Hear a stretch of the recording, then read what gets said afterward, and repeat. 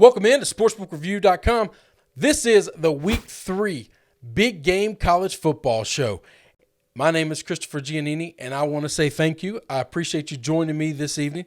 And, man, I am excited about the slate that we have going on. Before we get to that, let me tell you something. Go to sportsbookreview.com if you have any questions about your gambling needs. They've got articles on all these games and more. The NFL's kicking off. Baseball is rounding out into its playoff form. Go there and get all your gambling information. It's a one-stop shop. You don't have to go to a bunch of different places. They'll tell you which sports books are the best. They got reviews on all of them. You can go to their odds section, which I love. It helps me shop for the best lines. Don't be paying bad prices for lines. Get a little bit of edge here or there. You see all these games, they finish right at the hook, right at the number. If you get a better number than somebody else, you're going to win more games just by being a smart shopper. Off of that, let's dive into it because we got a big slate, guys. I got 5 big games we're going to break down. I'm going to hit you with 5 rapid fire, and then I'm going to give you my 5 gambling picks. Let's go. The biggest game of the weekend, in my opinion, is where game day is going. Happy Valley. We got the whiteout. We got Penn State. We got Auburn. 2 teams that are 2-0. One team had a little bit of a test. Wisconsin. They've played a good team. They played on the road. They've been battle tested. Auburn has not been tested at all. But they've done exactly what they are supposed to do. They've beaten the hell out of bad teams. Statistically, they are the number 1 scoring offense in college football. They are the number 1 scoring defense in football. Bo Nix seems to be mistake-free so far. Tank Bisbee, Jaquez Hunter, I knew I was going to forget his name. That's why I wrote it down, are running the hell out of the football. This is what Auburn wants to do, by the way. They want to play outstanding defense, suffocating defense, aggressive defense, and they want to run the ball. Penn State on the other side of the ball. We've seen them be tested. We've seen them play a good team, all right? We know for a fact that their defense is legit. We're guessing Auburn's is, but they haven't played a good offense. Penn State has played a good team. They did it on the road. The defense didn't fall apart. Not only did they not fall apart, they created havoc. They created turnovers. They're doing exactly what people thought last year's Penn State team would do. This year, I think this defense is far better. Couple of questions. James Franklin's name is at the very tip top of the list of folks thinking he might get the next job at USC. Are those rumors going to be a distraction in this game and or going forward? Sean Clifford has played great the last few weeks. He's spreading the ball out. They don't have 1 or 2 dominant skill players, but everybody is getting involved offensively. This Penn State team is going to be led by the defense. Are they going to make Bo Nix look like the Bo Nix that we've seen the last couple of years? If he is pressured, if he is pressed, will he make mistakes? Will he turn the football over? If he can play smart, if he can mitigate those mistakes, if Brian Harsin can work out the kinks and the flaws and the problems that Bo Nix is having, I think Auburn is going to do really well in this game.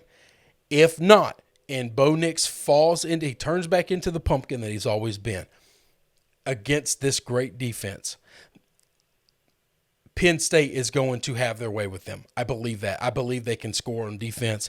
I don't know how many offensive points are going to come in this game. I can't wait. I've talked about every week there's a home field advantage that matters, okay? Will the whiteout matter? Usually it always does. Bo Nix has at least been experienced in playing in big games. He has gone before 100,000 people in Tuscaloosa and played. And he hasn't won those games, but they're not going to catch him off guard. It's not going to be an environment that he hasn't ever found himself in. So let's get to it. Penn State's -6 in this game. Over-under is 53. That's a little short.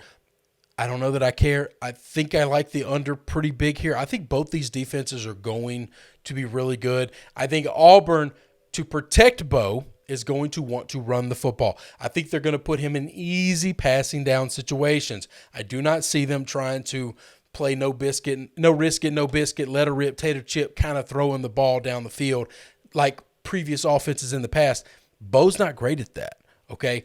He's got accuracy issues, but he's got some athleticism. I think they're going to want to run the football. I think they're going to want to control the clock and try to see, can they wear down Penn State's defense? I don't know that Penn State's defense has played an offense like this. I don't think Wisconsin's offensive line is the offensive line I grew up with them being. I don't know that their running backs, while very talented, very good, they're not as good as Bigsby or Hunter. I think this is the best offense that Penn State will have played all year. I think that. I'm excited to see this game. I got to make a pick. I got to tell you what I want. I don't like this game. I'm going to stay away from it personally. But for you guys, I'll give you a pick. I'm going to stay in the SEC. I'm going to go with Brian Harsin. I think he might be the real deal. I think Auburn's a lot better than people thought they were going to be. They thought they were going to be the laughingstock of the SEC. I even thought they were going to fall, thought they were going to lose 4 or 5 football games. They still might. It's a lot of season. And Penn State's a hell of a team. They might lose this game. But will they lose it by a touchdown? I don't know. I actually do really like the under in this game. Game number 1 in the books. Game number 2, we're going to Gainesville. We're going to Florida. Listen, last year I had a good time in Gainesville. It was a very foggy, weird night. You know, some spooks were out. A little voodoo happened. A shoe came off. Another guy threw it. My LSU Tigers got a huge win from a just awful, disappointing season. Okay? Crimson Tide's rolling in. All right, listen. I don't have a lot of information on Alabama outside of this. Let me just make it clear. They got all the best players. They got all the best coaches. They're better than Florida, okay? It's just that simple. It's not that complicated. They have the better players. They have the better coaches. Florida has a couple of guys that are really good and really special. They also have a coach that I think is really smart, hell of a football coach. I think he's a little nuts. Definitely think he's unstable. And I kind of like Florida. It's a big number for an SEC game. I saw this number yesterday at 16.5. I'm recording this video now. I'm telling you, it's come down to, I think, 15. That's 1.5. Everybody in the world is kind of believing maybe Auburn can keep this thing close. I mean, not Auburn. Florida can keep this thing close. I like Florida to keep it close. I do like Florida. Let me tell you the most special guy that might be on the field for Florida. And they're going to need this guy to be special, by the way. I don't know. Look, I don't know how much Emmerich going to play, but I'm going to need Anthony Richards to play football this weekend. This kid, let me tell you, he's touched the football 17 times in 2 games. That's it, 17 times. He's got 4 touchdowns. That seems like a hell of a number to me. Okay, can we just keep giving him the ball and maybe we'll score more touchdowns? I think Alabama's defense is really good, but I don't think they're unbeatable. I think Florida will be able to score. This total in this game is 59. I like the over. I don't think Florida's defense is going to stop Young. I don't think Alabama's offense is going to struggle to put up points. I just need Florida to hang with them. Just go a little tit for tat. Can I get a game like we got at the Grove last year where the Grove was rocking, the place was going crazy at night, Alabama came in, Alabama got the win, but they had a fight like hell to get it. Ended up being a close victory. I see this game being very similar. I think the Swamp is going to be crazy, guys.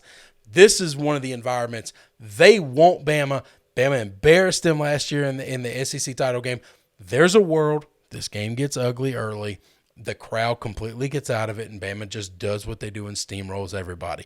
If you enjoy watching that, you're a boring person, and I just can't abide by it, okay? I just can't do it, all right? I want exciting football in games that are supposed to matter, all right? I want this crowd crazy. I want them going nuts. I want them giving Young all the hell he can get. I want Saban on the sideline screaming, turning red in the face, thinking about why the hell am I putting myself through this at this old age. And I just want to see somebody push Bama. That's it. I just want to see them challenged, just so we can get a glimpse of who they are. Everybody's got a plan until they get hit in the mouth. Well, they'll go an entire season and never get hit in the mouth, okay? That's the issue. That's the problem everybody's got, is how do you even get them out of their game plan? I don't have an answer for that. That's why I'm sitting here talking about it and not doing anything about it. Give me Florida. Give me Florida plus the 15. I do like the over. I like the over in this game. Under in the Auburn Penn State game, over in the Florida game so far. Moving on. Let me turn the page here, guys. My favorite game of the weekend. Two coaches I love. They play almost identical football. I think these two teams mirror one another better than any other competition we're going to have this weekend. I got Cincinnati going on the road in the Big Ten to Indiana. They're minus 3.5. They're laying more than a field goal. Little G5 school coming into a big old Big Ten school as a favorite. Come on, man. Come on. Over-under is 50 in this game. You're not going to find two coaches that are more alike and have built their teams almost identically than Tom Allen and Luke Fickell. You're just not. This game is going to come down to both these teams want to play aggressive defense. Both these teams, I think, want to run the football to open up big plays. Okay? I think they're both capable of making big plays. I think both these defenses are capable of taking the ball away at any point in time. Who's going to make the mistake? Is it going to be Michael Penix Jr.? Is Michael Penix Jr. going to have a hero ball game where he puts on a show for the people of Indiana at home? Or is it going to be Desmond Ridder? Desmond Ridder was one of my Heisman Trophy candidates for the season before it started. I think this guy is an exceptional football player. I think he's unbelievable to watch. I love everything he does. He's going to have his Heisman moment tonight, this weekend. This is his opportunity to put something on film against a real forget about what you think of Indiana overall as a team. This defense is a really good defense, okay? They're real good. And if you can control them and you can play your style of offense, if you can impose your will on this defense and put up a couple of big moments, this is how you get to New York. I think Cincinnati is a team playing for the little guy trying to get invited to the playoffs. I think they're also got a quarterback trying to play for something bigger than just a couple of wins in the G5. Not a lot of G5 guys out there getting hardware like the Heisman. And then there's a world where Luke Fickell might be playing to get the respect and the position of the coach that he's become and he's developed into. A lot of people got his name in for that USC job. We'll see if that happens. He seems to be a Midwest guy and like it there, but money talks. And if you get shut out of the playoffs again, is there any world where you say, they're just never going to let me in, man? I got to go. I know. They're going to the Big 12. That's not going to fix it. You think they won't be? You think the powers that be that run college football won't have a problem closing the door on the Big 12? Are you crazy? These sons of bitches that run this sport they're soulless. They're heartless. They don't care. Okay? They are as corrupt and bought off as any organization on the planet. All right? And there's no denying that. All right? If you follow this sport close enough, you know there's a group that belongs and there's a group that don't. And if you're in the Big 12 right now and you think we're a Power 5 program, guess what? You call yourself Power 5 all you want, but when those doors close and the meeting starts talking, you guys are no different than everybody else just because you added these 4 teams. I think you're fun to watch. I think you're exciting, but I thought the American was exciting, and everybody told me, shut the hell up, they're not invited. I think that's going to happen here. I've gotten off of this. I've turned this into something else. My hatred for the NCAA tends to get me to do that. I apologize. Let's get back on track. I do not think it's easy to go on the road and cover numbers. Okay? I don't think it's easy to go on the road and win games, much less lay points. I'm going to lay the points. I'm going to take Cincinnati in this game. It's simply Do you trust Tom Allen and Michael Penix more, or do you trust Desmond and Fickle more? I trust Desmond and Fickle more. I love Tom Allen. I think Penix is a hell of a player. I just trust the other two more. Moving on, my boy Herm Edwards going into Provo. Last weekend, Provo was rocking. It was an unbelievable scene. They beat Utah for the first time in 9 years, and now they got a hot, upstart Arizona State team full of talent and full of excitement coming into town. As much as I love watching this BYU team, and as much as their fans love their team and get excited for them, it's impossible to manufacture that much excitement week in and week out. So while Provo's going to be a fun place this weekend, it's going to be a letdown compared to last weekend. Okay? You beat up on your hated rival. You just can't manufacture hate. You can't manufacture excitement. And anytime organizations or schools or programs try to manufacture it, it always comes out bad. Okay? You just can't fake that stuff. I like Arizona. I like Arizona State. I like BYU. I like both these teams. I think they are way different from one another. Okay? Let me explain something. BYU ran the football all over Utah. BYU shut down Utah's offense. Okay? They physically imposed their will on them. Utah is a big, strong, power football team. Arizona's not that. This is styles make fights. Arizona's not going to come in here and power you. They're not going to bully you. They're going to run by you. While Utah is a really good football team that got kind of pushed around, Utah does not have a Jaden Daniels on their team. He will be the most talented athlete on the field the entire night. I think they have a speed that BYU will not be able to hang with. I think the athleticism on defense for Arizona will be able to slow down BYU. I don't think BYU has just a crazy juggernaut offense that they had last year. I think it'll be a completely different game than what the Holy War was. I think I like Arizona State to come out of this with a win. Numbers, spread. Arizona's laying 4 in this game. Totals 51.5. The books think this thing's going to be a kind of a close game. One score, one possession game, and low scoring. I could see low scoring. I could also see BYU getting a couple of points. I'm staying away from this total. I don't like it. I do like Arizona here. Not a knock on BYU to come out with one loss after 3 games in this juggernaut of a schedule. 2 back-to-back good Pac-12 teams. I just trust Jaden Daniels. I think the style of play from what BYU has played in the first 2 games is going to be so different. This is totally different kind of fight that they've gotten themselves into with Arizona State. That's my pick. That's my play. Moving on. This is my last game for the big games. South Carolina is going to Georgia. Pick this to be one of the big games simply because I believe Georgia's one of the best teams in the country. I believe Georgia might be the best team in the country.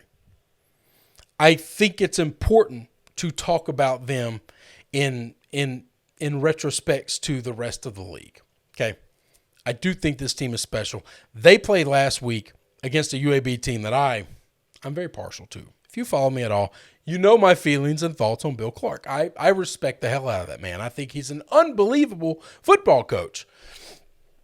He's a great defensive mind. It didn't matter. There was not amount of scheming that they could have done to slow this team down. And this is without JT Daniels. Now, I don't know if JT Daniels is going to play in this game or not. I got no clue. Georgia's not letting on, nor should they probably, but it doesn't matter.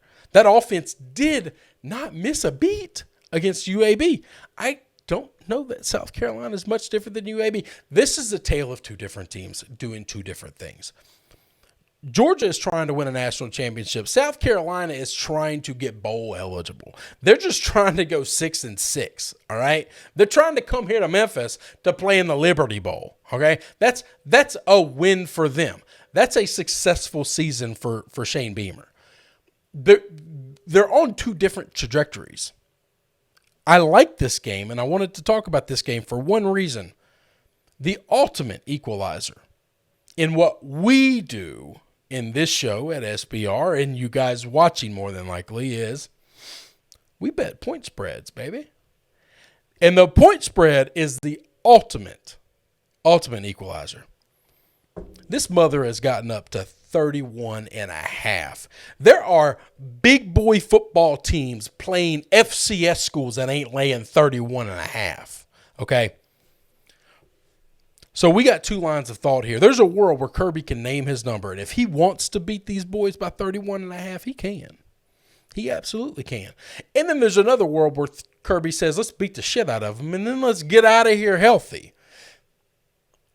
Does South Carolina have any fight in them at all to slow the game down, to just tick, tick, tick seconds off of the clock, to not allow Georgia to score like this, to play just enough defense, to tackle guys in bounds enough to get the clock to tick down to where you don't get beat by 32?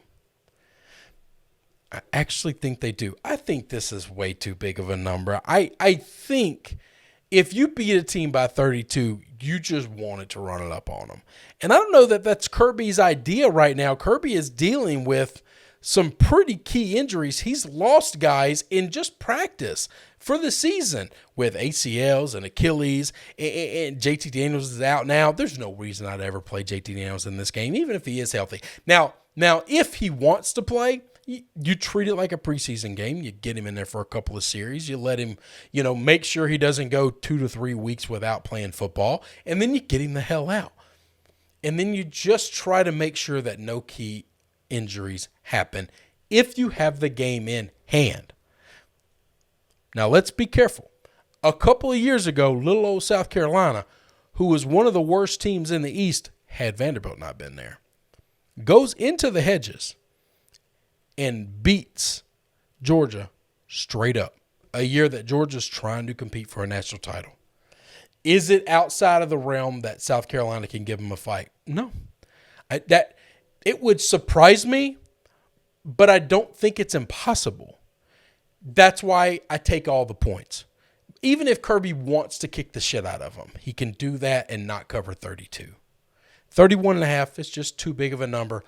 I really find matchups like this interesting when I see the point spread just seem to be so spot on. I don't know what the number was before I looked at the spreads.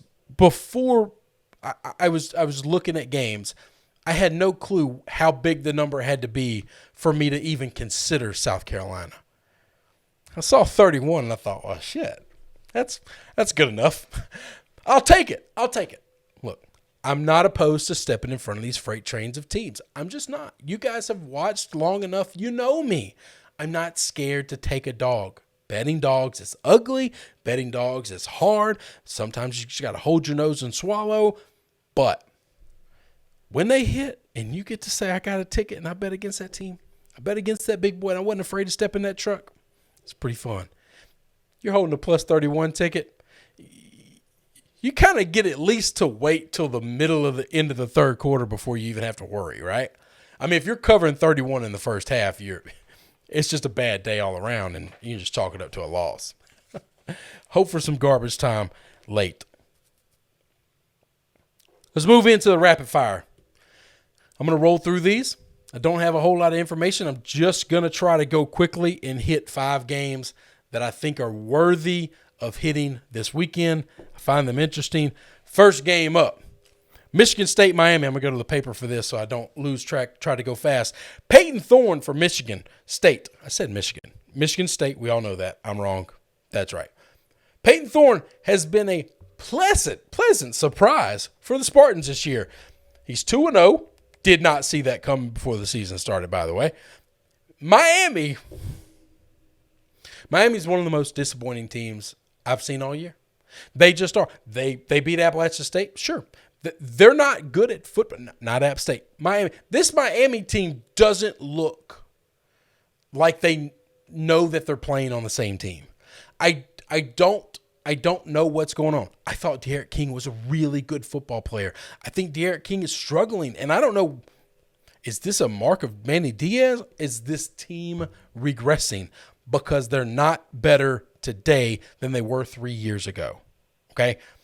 They got to get right. This line's Miami minus 6.5. Total is 56.5. I'm going to take Michigan State. I'm going to lay the points. I'm going to take the points. I'm going to take the Spartans. I don't like this Miami team. I don't know that they can beat anybody by 7 points. They might win this game, just like the App State game, but I think Sparty's going to give them hell. I think they're going to fight to win it. Next game up, Purdue at Notre Dame. Notre Dame's laying 7.5. 58.5 is the total. Do not mistake Purdue holding UConn to 0 points last week as something you should be afraid of. I know that Notre Dame went to the wire with Toledo. Okay, I understand that. I get that.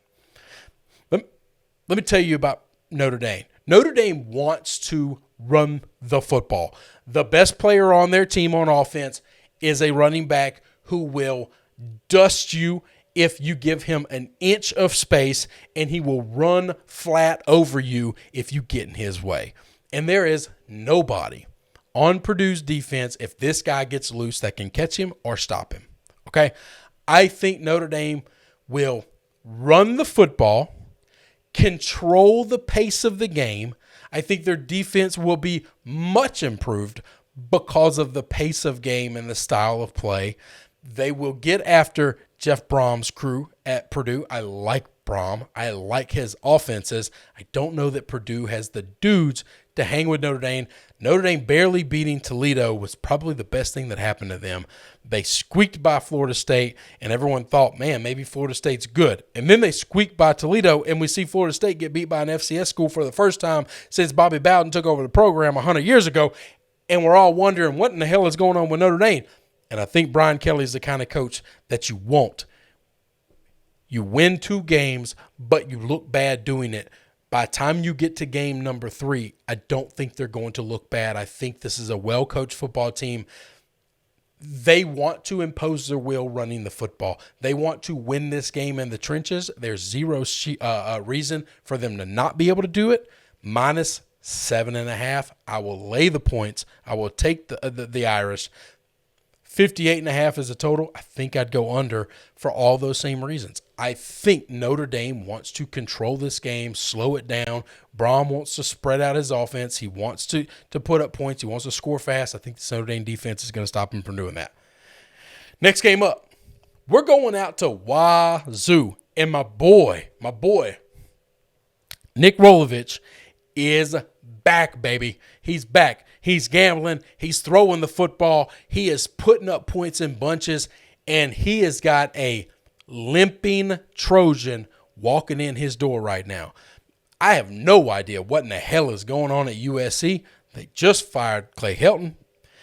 Got 100 people looking at maybe taking that job after 2 weeks. They handed the reins over to the defense coordinator, Dante Williams.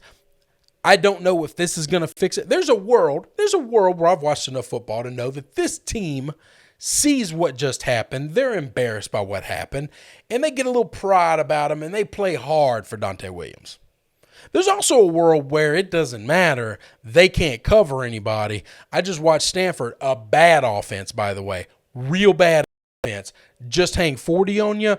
Rolo is going to roll on you. You let him get loose. If Stanford's hanging a bunch of points on you, brother, Nick Rolovich will put something together that these kids are not ready for. USC has all the best players in this football game. That coaching staff is probably a lot better than Wazoo's coaching staff, okay? It don't matter. It don't matter. Nick Rolovich is a crazy man, all right? His offenses are insane. I love watching them. I fell in love with him when he was at Hawaii. He's now taken over for Mike Leach. I couldn't have picked a better successor for Leach at Washington State. I really like the Cougars this weekend. They are catching 8 points at home. Total 62, probably going to go over. I think USC can score. We got to figure out what in the hell's going on with Slovis. I think they can score. I think they can. Hell, I don't know that they can. They couldn't score on Stanford. I don't know if Stanford's defense is just that amazing. What's going on? USC has got issues. Washington State, not a great football team, not a great program. I think Saturday night, they have a great night. Two more games of rapid fire. This game is not on a lot of people's radar, I don't think, but maybe you're going to find it as interesting as I am. Maybe you're going to think it's a really boring game. Utah coming off the loss to BYU. I think Utah's a good football team. Going on the road to what I believe to be a really good G5 San Diego State football team. Okay.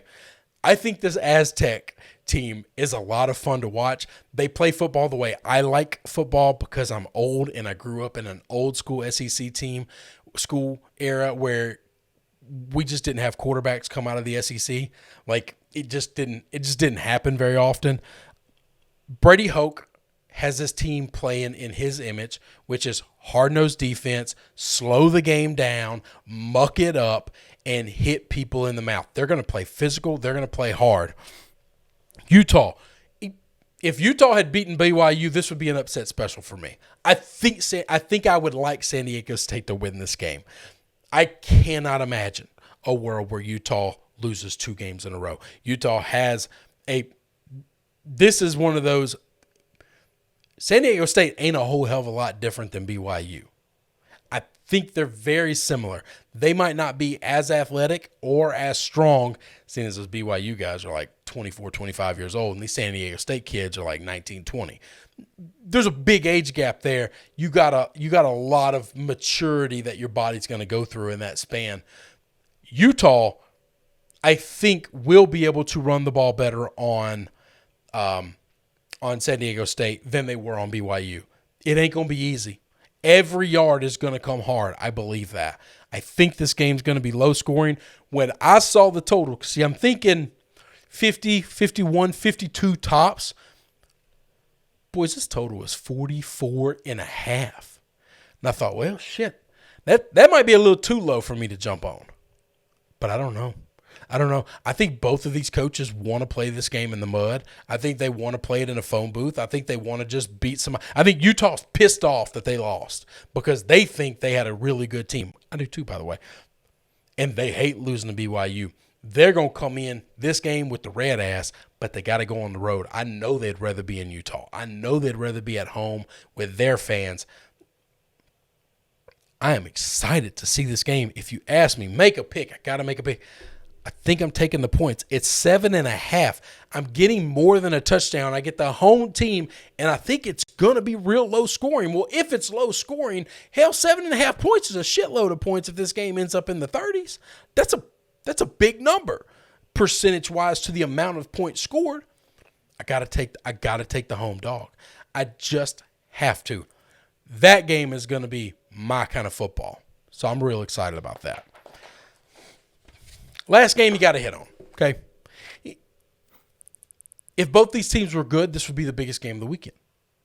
They're not, okay? This isn't quite Georgia, South Carolina, but it ain't far from that. We're going to the 50th anniversary of 1 versus 2, the game of the century, I don't know, beta stage, like way early before game of the centuries became a real thing and TV made it happen. We're going Nebraska, going to Oklahoma. And like I said with Georgia and South Carolina, I don't think that Oklahoma is playing for national titles. Now, they probably think that. I don't. I don't think they're that good. They might make the playoff, but I just don't think they play enough defense, okay? Nebraska, to say they're trying to get bowl eligible is a hell of an understatement. But Nebraska's just trying to get bowl eligible right now. These are two teams that are going in wildly different directions as well. The difference between this game and the Georgia-South Carolina game is about, 10 points, 11 points. This spread, Oklahoma is minus 22.5, total 61.5. I like this over for one reason. I don't think Oklahoma's defense is fixed. I don't think their problems are solved. And as bad as Nebraska is, I think Nebraska can still put up points when they have to. If Nebraska continues to score, can you beat them by 22? I think Oklahoma will score every time they touch the ball. Will they touch the ball enough, and will they stop Nebraska from touching the ball enough? That's going to be the key to, can they bust 22.5? Can they cover? I didn't think there was going to be a world where I would have picked Nebraska in a game this year. If you make me take 22.5 points against Oklahoma, I think I'll take the points. I don't like it. I wouldn't want to do it simply because there's a world where Nebraska is just really, really bad and they can't score. I don't know that I believe that. I think Oklahoma's defensive problems are real, and I think Nebraska will be able to put up points. I don't need them to put up a ton. I just need them to put up enough to not get beat by 23. That's all. And if they put up enough, I think Oklahoma will score whenever, like I said, whenever they touch the football. Oklahoma might not punt. Oklahoma probably won't kick a field goal. I think they'll get in the end zone every time they touch the football when they want. This Nebraska defense is not good against a real offense that's a threat, that has the creativity that Lincoln Riley's going to bring. 61.5, it's a big number. I think I'd take it. I think I'll go over that. 62 points, yeah. I mean, there's a world where Nebraska scores 60 on them anyway. I mean, that just, there's an old fan that was alive back then that wrote a handwritten letter, because that's what old people do. And he was begging Lincoln Riley, run it up, hang 100. I guess he remembers back in the day and he's got bad memories about it. That's fine. I understand that. I get petty and I get hatred better than most. I'm a bitter, crotchety person myself. I got to go Nebraska. That's too many points for a team that can't play defense. That's the problem I got. Don't like it. Don't hold me to that pick. Do whatever you want with the game if you want to. Best of luck. This is a bad football team playing a great offense, a great coach, but they struggle to tackle people. Let's get into the picks. I'm going to roll through these guys. I'm going to roll through them pretty quick. I got 5 picks. I haven't done great in my picks. 2 weeks in a row, I'm 2-3 out of the 5 picks. First week I did pretty good, so it puts me right at 14-14. I'm dead nuts even, 500 right now going into week 3. I don't like these games, but I love this team, and I can't get away from it. UCF is going on the road to Louisville in a Friday night showdown. UCF going to Louisville. They are laying 6.5 points. It's a big number. That's a lot of points for a road team to be laying in these weekday games where they're going to have TV all to themselves. I don't know that it matters. I think UCF offense is really good. I think they're going to put up points in bunches. I know that this game gets as bad as the Ole Miss game against Louisville gets, but I don't know that it's far from that. I could picture UCF kind of doing whatever they want offensively and Louisville having a real hard time stopping them. I think Louisville will score on this team better than that Ole Miss team, but maybe not. I don't know. They could have some offensive problems and just not be able to figure things out. So I'm going to take UCF. I'm going to take UCF. I'm going to lay the points. Don't like taking the home favorites or the road favorites in these games. Next game up, Virginia Tech is going to West by God, Virginia. Morgantown is going to be hopping. Morgantown hadn't had a big game in a while. I missed the days where Morgantown was crazy at night. And when they won, they set shit on fire. And when they lost, they set shit on fire. It was incredible. I don't know that this Morgantown's got that anymore. I like Neil Brown a lot. I like Neil Brown a lot. I think he's got to figure some ways to get more dudes there. There was a day and a time where there was a lot of high school talent coming out from that Pennsylvania, Ohio, West Virginia, triangle there. And I don't know how much talent's coming out of there anymore. And all the premier talent just seems to be filtering up to Ohio State. Probably even filtering down to Cincinnati some. Neil Brown's got to find a way to get some of that talent to stay at home, to come closer to Morgantown. I like Virginia Tech catching points. +3 on the road in Morgantown, an opportunity to piss off the Mountaineers a little bit and get a little something in there. I think this Va-Tech defense is really good. That's where I'm going. I'm taking a team catching points that I think is going to cause fits for the other team's offense. If you struggle to score at home, you can't cover games. It's just something I believe in. It's something I've always followed. I think Virginia Tech going to struggle to score at home in this game. Might be wrong. That's my pick. Going to the big one in Florida. Give me the Gators. I'm actually making this an official gambling pick. +15. I had it at 16.5 earlier this week, and everybody's getting on the damn Gators. I'm going to get on them too. I'm staying on. I'm not getting off. I think they can keep it close. I think they got something to fight for, okay? I think this is going to be the first team to punch Alabama in the mouth. That might not help. You might still get beat by 2 touchdowns, but that ain't 15 the last time I checked. So we're taking the points and we're stepping in front of that freight train. Next pick up. Laying points on the road again, but this is about as far from a freight train that I'm stepping into as possible, okay? Northwestern Wildcats are going to Duke. And I said that if Northwestern gets beat, didn't even cover, just gets beat by Michigan State beginning of the year, they're dead to me, and I'm out. And then I remember they had Duke on the schedule. And I thought, well, let's see what this number is.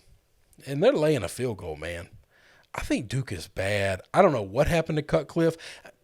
He's either not being able to connect with players in a way to where he can get talent anymore, or he's just mentally checked out and exhausted from the grind that is college football. Or there's a world where the game might have just passed him by. But I think this is a game that Northwestern absolutely needs. If Northwestern goes on the road to a place like Duke and loses, you can't take them serious in the Big Ten at all the rest of this year. It's over. I don't think they're that bad. I think they'll get it figured out. I like Pat Fitzgerald as a coach. I think he is a sharp, smart guy who's going to stop losing these games that they're supposed to win. The number's too small. Give me the Wildcats. Last pickup, I'm going back to the state of Virginia, but they're on the road. This time, catching more than 3, their buddies, on the other side of the state. Virginia is catching 9.5 at UNC. That's a lot of points. North Carolina was projected to be this heralded great football team in the ACC. Everyone said Sam Howell was going to win the Heisman. Everyone said that this North Carolina team is the team that's going to challenge Clemson for the ACC. Everyone said if they challenge Clemson, they're going to make the playoffs. And I said, hold the hell on. Are we talking about the same North Carolina team? Because I've been watching football for a while. They're good, and they're exciting. And since Mac Brown's got there, brother, he's put some fire in the belly of that program. You're talking about hanging with Clemson and making a playoff.